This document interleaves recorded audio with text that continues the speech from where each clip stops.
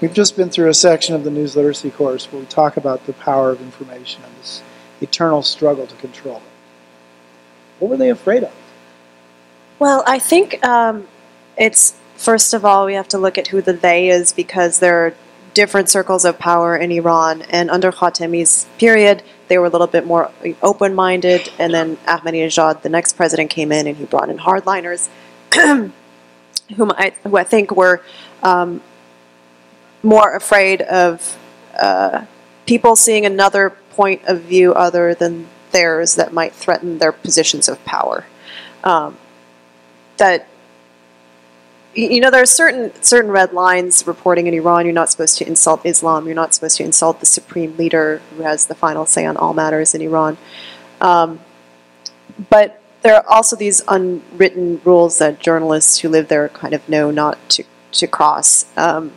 They call those also red lines.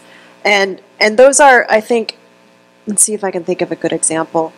Well, obviously you don't want to like get caught taking pictures of some nuclear site where you're not supposed to be and then publish them, you know. You'll definitely get in trouble for that. Or to talk too critically about the regime, that can also be dangerous for journalists. I think especially the hardliners are afraid of viewpoints being expressed that they feel are going to threaten their positions. The thing that I find interesting about it, though, is that you weren't reporting to Iranians who might be in a position to take to the streets or whatever.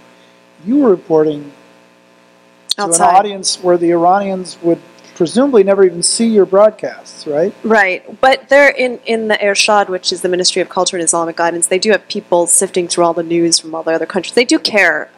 There are some people who care about what the outside world thinks of the Islamic Republic and the image of Iran. Sometimes we wouldn't think so, because you think they don't really care about what Westerners think and all that. But if you think about it, if they didn't care, then they wouldn't be limiting what's coming out of the country, and they wouldn't be, you know, having their own satellite TV stations like Press TV in English or Al Alam in Arabic, trying to get their own message out.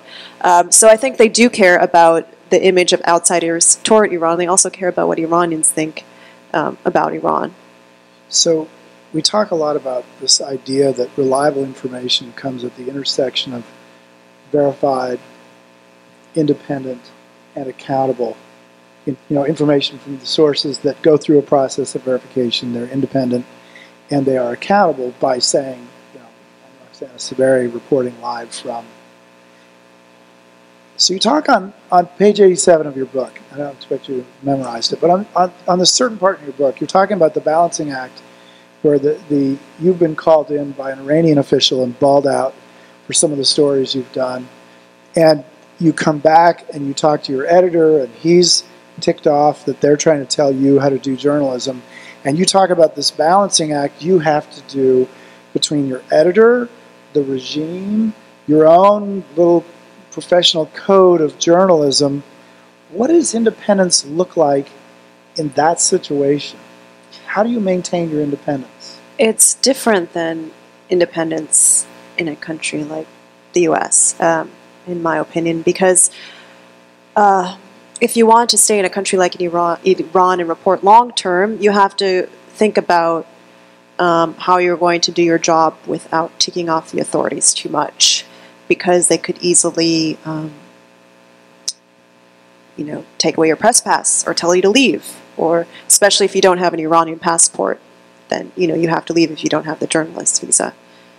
If you're in Iran, you could stay, but you can't report as like to without the press pass. So there is some self-censorship, and it's not a good feeling. But I think for journalists, many journalists who are reporting in countries like Iran, you think, okay, either I can stay here and report in a more limited way without reporting as I probably would if I were in a country in Europe or America, or I could just leave because I can't report completely as I want.